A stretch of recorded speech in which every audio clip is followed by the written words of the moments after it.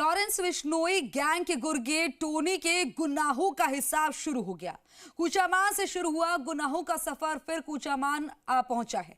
अब police Lawrence के इस गुर्गे की क्राइम कुंडली को खंगाल रही है और तफ्तीश कर रही है कि शादीशुदा महिला के प्यार में पड़कर क्राइम की दुनिया में उतरे टोनी के और कितने गुनाह हैं, कितने राज हैं जिसने पर्दा उठाना अभी बाकी है। रिपोर्ट में देखिए।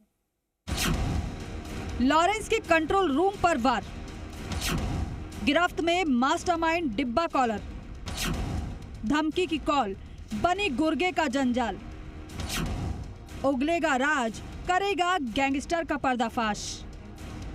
लॉरेंस बिश्नोई गैंग के गैंगस्टर आदित्य जैन उर्फ टोनी की गिरफ्तारी जहां एजीटीएफ के लिए बड़ी कामयाबी है, तो वहीं लॉरेंस गैंग के लिए बड़ा झटका, क्योंकि टोनी के सहारे ही लॉरेंस और रोहित गोदारा राजस्थान के व्यापारियों को निशाना बना रहे थे और फिरौती के लिए धमका रहे थे। लेकिन अब वो अहम कड़ी पुलिस के शिकंजे में है। कुचामन जैसे छोटे शहर से दुबई तक धाक जमाने की कोशिश में जुटे आदित्य और टोनी की बाकी की जिंदगी अब जेल में कटनी तय है। उसके खिलाफ दुष्कर्म, फिरौती मांगने और धमकाने सहित कई संगीन धाराओं में मामले दर्ज हैं।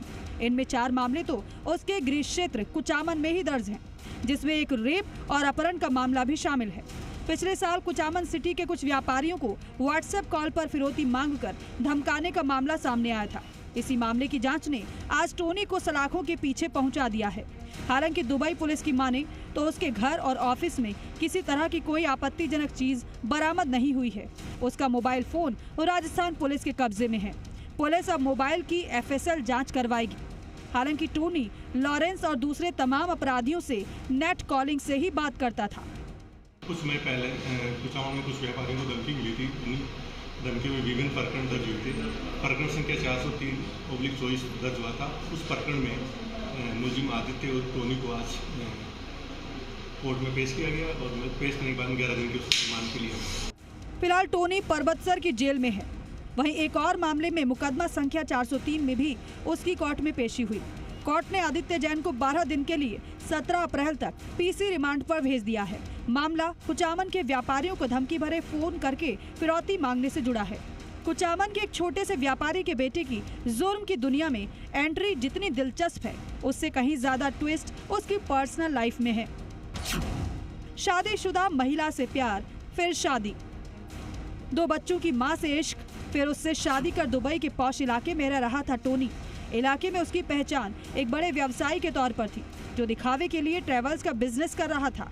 शानदार ऑफिस बना रखा था और चमक दमक ऐसी कि वहां रहने वाले किसी भी राजस्थानी को उसके आपराधिक गिरोह से जुड़ने की जानकारी नहीं थी।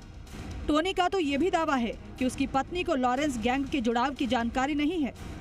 टोनी की गिरफ्तारी के बाद कई हैरान करने वाले बड़े खुलासे भी हुए हैं और ये सिलसिला अभी जारी रहने की उम्मीद है। देश से भागकर टोनी UAE में छिपा बैठा था और वहीं से डिब्बा कॉलिंग का नेटवर्क ऑपरेट कर रहा था। उसे दुबई एयरपोर्ट से उस वक्त पकड़ा गया जब वो आर्मेनिया भागने की कोशिश में था।